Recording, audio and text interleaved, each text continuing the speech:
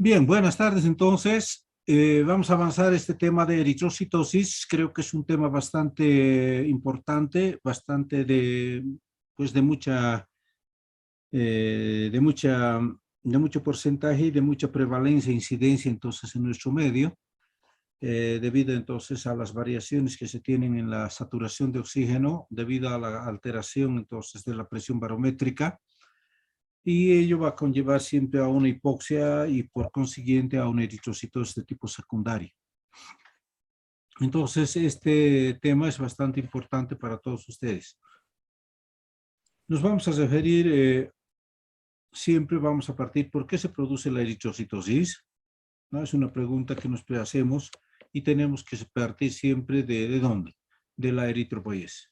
Y cuando hablo yo de eritropoiesis me estoy refiriendo al primero o segundo compartimiento de lo que es entonces la hematopoiesis, ¿verdad? Entonces, cuando yo me refiero a eritropoiesis, me estoy refiriendo exclusivamente a un proceso complejo en la producción de glóbulos blancos, o perdón, rojos. ¿Verdad? Ya habíamos indicado de que en la eritropoiesis existían múltiples factores que participaban en la producción de glóbulos rojos, ¿verdad? Y uno de ellos era la eritropoietina, y un segundo componente era el oxígeno. ¿Verdad? Entonces, estos dos elementos, tanto oxígeno como eritropoietina, eran las determinantes de que las células productoras o las células progenitoras del glóbulo rojo sean entonces sensibles entonces a estas dos sustancias y que degeneren entonces o que generen una producción de glóbulos rojos.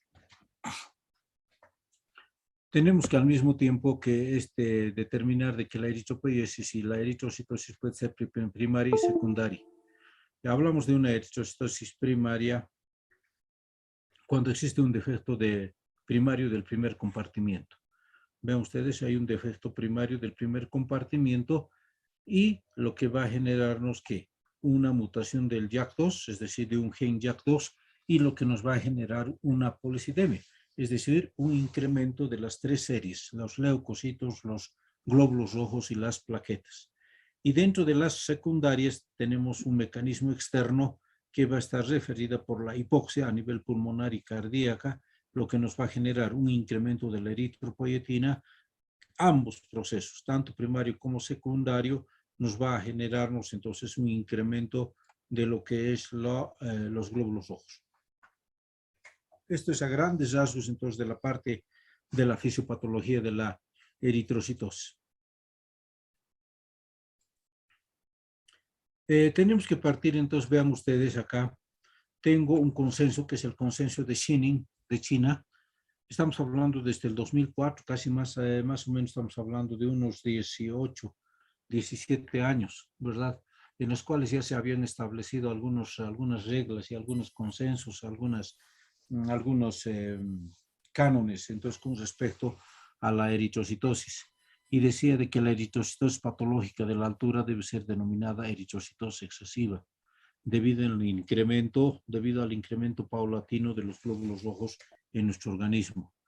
Y hablamos de una eritrocitosis excesiva a un síndrome clínico, ¿verdad? Caracterizado por una pérdida gradual de la aclimatación del ambiente hipóxico de la altura.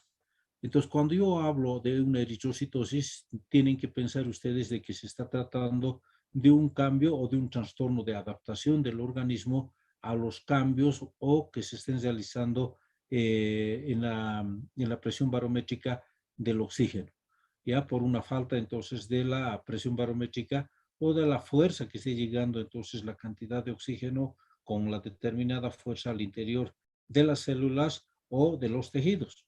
Este hecho entonces nos generaría una hipoxia y este hecho generaría o repercutiría con la producción de los glóbulos rojos.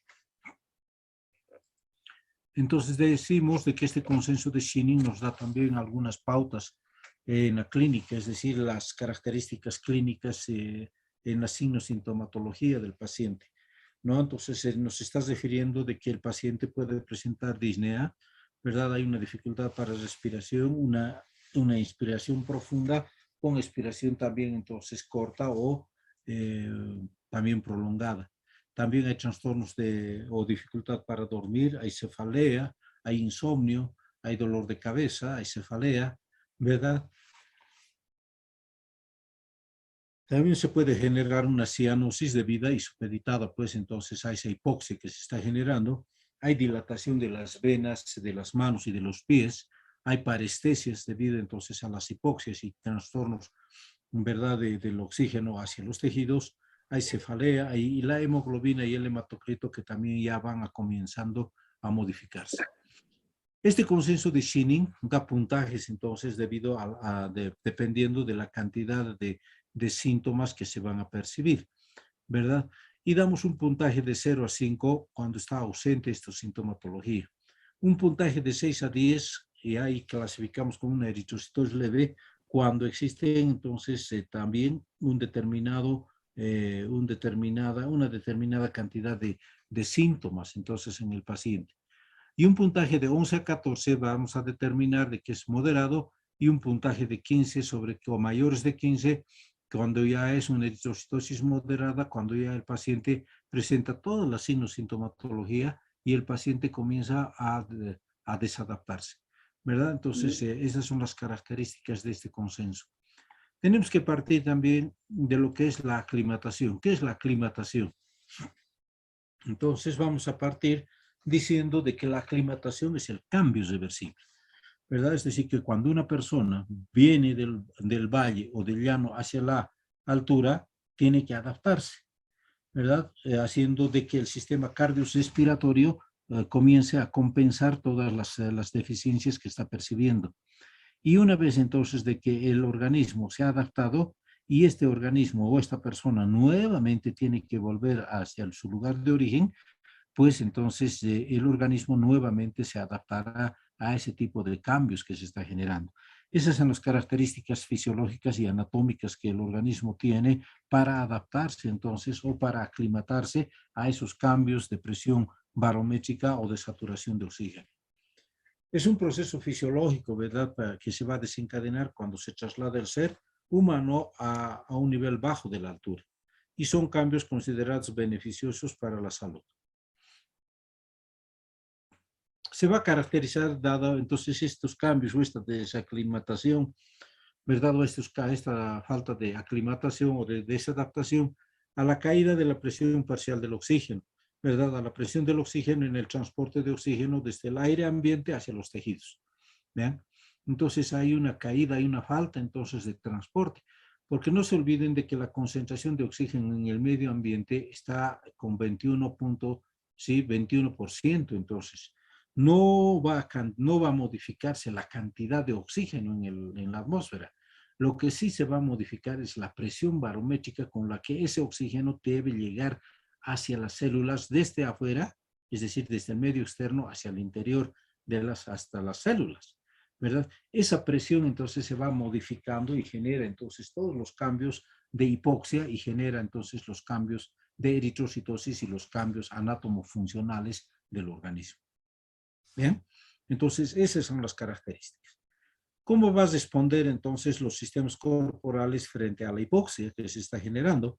La finalidad entonces de este reajuste, diremos así, del sistema cardiorrespiratorio es de mitigar todos los efectos de la caída de la presión del oxígeno. Esa es su función, su finalidad. Hola, se escucha, ¿verdad? Sí, doctor. Sí, doctor. Bien. Decíamos la finalidad entonces de este reajuste es de mitigar los efectos de la caída de la presión. ¿Y qué mecanismos van a ser partícipes entonces de esta mitigación? Va a ser el incremento ventilatorio, ¿verdad? Va a ser una hiperpnea, va a incrementar la frecuencia respiratoria y al incrementar la frecuencia respiratoria tendría que incrementarse también la profundidad, ¿verdad? Es decir, a generarnos una hiperpnea y también una taquipnea, ¿verdad? Lo que generaría de que esto ingrese una mayor proporción de oxígeno, pero con una proporción también de oxígeno que tenga una presión adecuada, ¿verdad?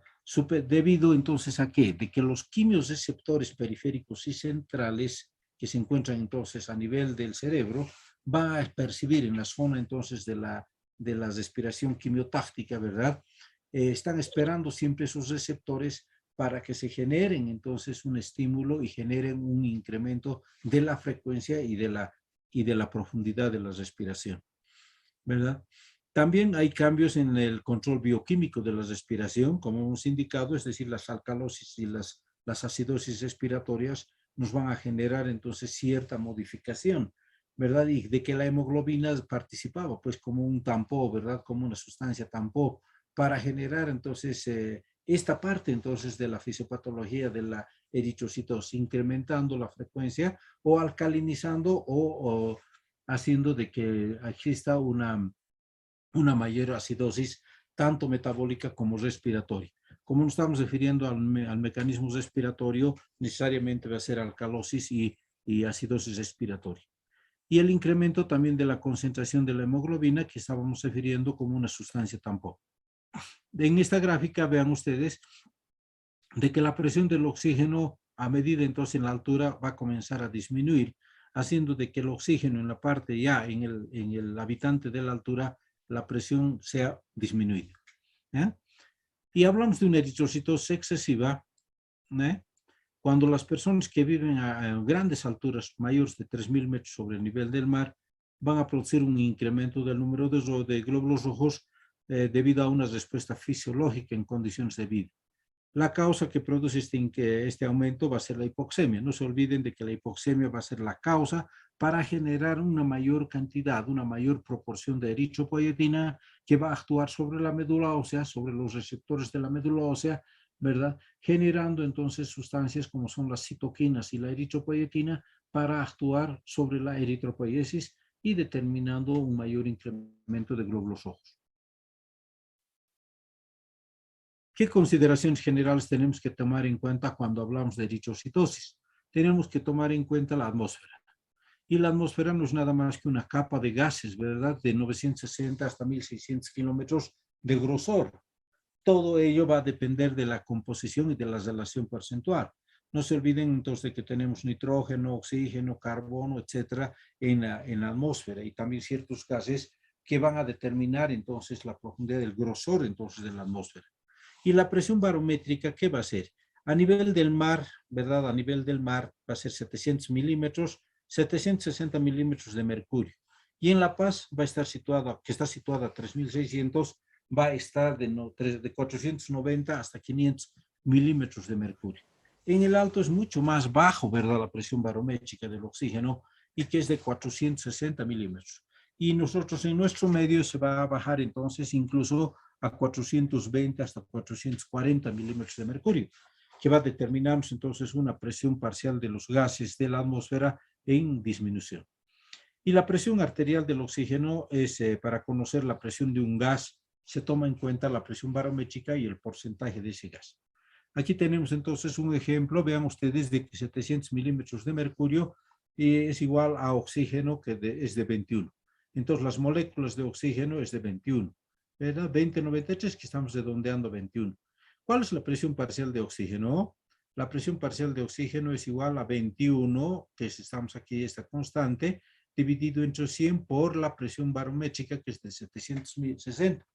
Y vean ustedes de que lo normal, lo fisiológico a nivel del mar es de 159.6, ¿verdad? De 159, 160, diremos así, milímetros de mercurio. A nivel de La Paz ya va a disminuir, vean ustedes, con una presión barométrica de 500, va a estar a 105 milímetros de mercurio. Y en el alto, con una presión barométrica de 460, la presión entonces de oxígeno va a ser de 96.6. Vean ustedes, a medida de que va ascendiendo el individuo hacia la altura, entonces esa presión barométrica va a comenzar va a sentirse va a descender en mayor grado. Y este hecho va a repercutir en generar entonces menor aporte de oxígeno hacia los tejidos y estamos hablando de una hipoxia isotóxica. ¿Ven? Esa es entonces la clínica y las características por las cuales el paciente va a presentar su sintomatología. Vean, acá tenemos a nivel del mar 105 de presión arterial y en la altura 66. De 90 milímetros a 60 y de 40 a 30. Vean ustedes de que existen grandes variaciones en la presión barométrica dependiendo a cuánto estamos ascendiendo. El concepto que vamos a asumir entonces con respecto a eritrocitosis no es nada más que el incremento de la masa eritrocitosis, de los eritrocitos total, ¿verdad? De todo el organismo. de toda la masa va a estar siempre medida por una masa radioisotópica o de una dilución radioisotópica superior a 120 grados o por ciento de la correspondiente al sujeto. ¿Verdad? Este es desde el 95 que estamos hablando desde el Consejo entonces Internacional de Estandarización de la Hematología. Y de acuerdo a la clasificación de la OMS desde el 2008, ¿verdad? Ya esta patología de la eritrocitosis de la policitemia vera se lo va a incluir dentro de los síndromes mieloproliferativos. Actualmente, hoy en día, ya no se habla de síndromes, sino estamos hablando de neoplasias mieloproliferativas. Y dentro de estas síndromes, de estas neoplasias mieloproliferativas, vamos a tener a 4 representantes. Uno que es la leucemia mieloide crónica, la policitemia vera, la trombocitosis excesiva y la mielofibrosis o mieloctisis. Estas 4 patologías van a ser las representantes, siempre supeditadas entonces a la cantidad entonces de hemoglobina que se esté saturando. En los hombres de 18.5 y en la mujer de 16.5 ya son datos excesivos entonces para pensar en una posibilidad de eritrocitosis. Y también tenemos que hablar de que el aumento de los glóbulos rojos de tamaño son de tamaño normal, si estamos hablando de normocitos, y en alguna oportunidad puede modificarse y ahí pensar entonces en una microcitosis, ¿verdad? También entonces este hecho nos genera siempre un incremento de la masa eritrocitaria y del volumen eritrocitario. Este hecho de que se genere entonces un incremento del volumen plasmático, del tamaño normal, ¿verdad? O de microcitos, siempre nos va a generar, esta es la tríada de Virchow, que se caracteriza por una hiperviscosidad sanguínea, una dificultad en el flujo intravascular, es decir, una éstasis y una disminución del aporte de oxígeno hacia los tejidos. Esta es la tríada entonces que me estoy refiriendo.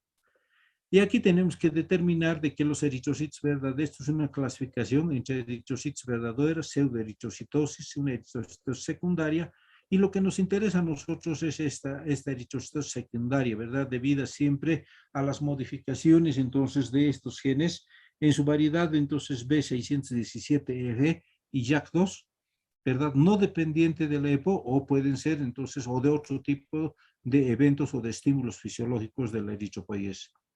Y la primaria estuvieran entonces las eritrocitos verdaderas debido a una mutación heredada. Y la policitemia vera, pues es una pancitosis, ¿verdad? Una pancitosis con una elevación entonces de las 3 series, también supeditada a las modificaciones o a la mutación de este gen, que es el JAK2. En la pseudoeritrocitosis tenemos que hacer una clasificación o una diferenciación. Vean ustedes, tenemos lo normal es de 0,45 de hematocrito, ¿verdad? Y esta es la relación porcentual entre el líquido, que es el plasma, y las células.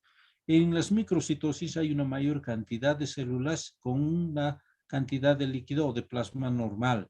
En la deshidratación o síndromes de contracción hay una disminución de los volúmenes de plasma y las células se mantienen normales. En el Gaisbock, que es una policitemia, una eritrocitosis por estrés, va a generarnos un determinado incremento de los glóbulos rojos con una determinada también contracción del plasma. Y en las eritrocitosis, vean ustedes de que el hematocrito va a ascender a 60 por un incremento de que los glóbulos rojos van a ser entonces microcitos o incrementarse entonces en su volumen y hacer de que la concentración de plasma disminuya. Entonces, estas son las características de la pseudoeritrocitosis. Y la regulación de la hematopoiesis, ya saben ustedes, de que está regulada por citoquinas, ¿verdad? Por proteínas, citoquinas que van a actuar sobre los progenitores del glóbulo rojo que se encuentran en el primer y segundo compartimientos. En este proceso nos vamos a referir al segundo compartimiento, donde están todas las células y donde están todos los factores estimulantes de colonia, ¿verdad? Y estos factores estimulantes de colonia tenemos entonces las trombopoietinas, el factor estimulante de la colonia de los megacariocitos, de los granulocitos, de los macrófagos, de los neutrófilos y de la eritropoietina de los glóbulos rojos. Entonces, estos factores de crecimiento van a actuar directamente ¿dónde? Sobre esas células progenitoras programadas, dándonos entonces posteriormente a las células ya maduras en el tercero y sobre todo en el cuarto compartimiento. Por otra parte, tenemos que ver entonces de que la eritrocitosis, cuando yo hablo de eritrocitosis, tengo que determinar el equilibrio de la oxigenación, ¿verdad? Tiene que haber un equilibrio en la oxigenación de nuestro organismo.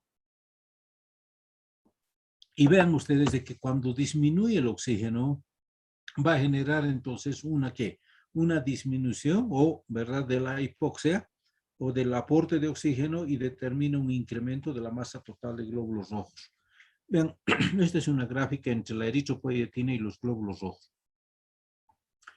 Cuando sucede esto, dense cuenta, vean ustedes de que la masa total de eritrocitos va a aumentarse, supeditada entonces a ¿qué? A una disminución de los glóbulos rojos.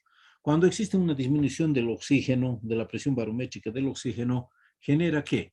Una hipoxia a nivel de los tejidos y una hipoxia a nivel entonces ¿de qué? Del corazón y de los pulmones, que genera una ventilación, perfusión disminuida, generando entonces ¿qué? Un incremento de la masa total de glóbulos rojos, y el hematocrito sobre el nivel del mar comienza entonces a aumentarse. Estamos hablando del desequilibrio de una mala oxigenación. Tenemos en la etiología de las eritrocitosis las relativas y espurias y las absolutas. Y entre las relativas las hemoconcentraciones secundarias y las absolutas verdaderas eritrocitosis por hipoxia, nefropatía, tumores, terapia androgénica, policitemia familiar o congénita y síndrome de Bartter. Y en la fisiopatología, el índice de proliferación de glóbulos rojos mediado por eritropoyetina, proliferación independiente de la eritropoyetina, aumento de la eritropoyetina mediada por hipoxia, supresión del feedback negativo de la eritropoyetina sobre la médula ósea, y tenemos las alteraciones clonales en progenitores eritroides. Y en la parte les había hablado entonces de la importancia que tiene el aparato, sobre todo el sistema respiratorio con los centros neumotáxicos, ¿verdad? Entonces, que van a estar en relación con la estimulación de los receptores a este nivel, y tenemos los receptores ventilatorios, supeditados siempre a la concentración o a la presión barométrica del CO2, del oxígeno y del pH del tejido cerebral. Estamos hablando de una alcalosis o de una acidosis respiratoria. Y dentro de estas variables monitoreadas siempre están dadas por los quimiorreceptores centrales y los periféricos. Vean, acá tenemos entonces una serie a nivel entonces de la bifurcación de las yugulares o de la arteria carótida, a nivel de los glóbulos carotídeos, lo que va a generarnos entonces un estímulo o una especie, diremos así, de control remoto sobre el centro quimiotáctico a nivel entonces del mesencéfalo y del bulbo y de la médula ósea, lo que genera entonces la estimulación de los músculos receptores, a nivel de los músculos entonces del diafragma y de todos los quimiorreceptores que hacen de que la armonía entonces respiratoria genere un aporte adecuado de oxígeno hacia nuestro organismo. Y las características de la eritrocitosis excesiva en ausencia de enfermedades respiratorias, cardiovasculares, obesidad y otras. ¿Verdad? Para hablar entonces de una eritrocitosis excesiva, tiene que haber entonces ausencia de enfermedades respiratorias, cardiovasculares y obesas. Y se diferencia con la policitemia vera, donde esta policitemia vera se va a presentar a nivel del mar. Y de la patológica, la hipoxemia, generalmente, entonces, cuando hablamos de una eritrocitosis patológica de altura, nos estamos refiriendo a una disminución del oxígeno en el horario nocturno, y nos estamos relacionando a la eritrocitosis. Este autor, entonces, que es el doctor Walter Hinojosa, ha determinado entonces de que los estudios han demostrado que el ascenso a la altura va a ocasionarnos siempre hipoxemia y generalmente va a generarnos trastornos de sueño, ¿verdad? Y la hipótesis que nos indica ello de que la hipoventilación debido a hiposensibilidad de los quimiorreceptores de los cuerpos carotídeos a la hipoxia originan por exposición crónica a presiones bajas. Y existe una acentuada hipoxemia durante el sueño, que también se ha podido determinar de que el sueño y la mayor cantidad de sueño genera pues una hipoxia, ¿verdad? Y determina una hipoventilación en ausencia de enfermedad. Y este es el factor de sueño, entonces el sueño como un factor de riesgo. Vean ustedes A nivel entonces del sueño, que es un feedback negativo, que va a hacer entonces sobre la ventilación, lo que hace de que determine una hipoxia. Esta hipoxia va a generar a nivel de la sangre un feedback negativo sobre la presión parcial del oxígeno, que determina un feedback positivo sobre los riñones, estimulando la producción de la eritropoyetina.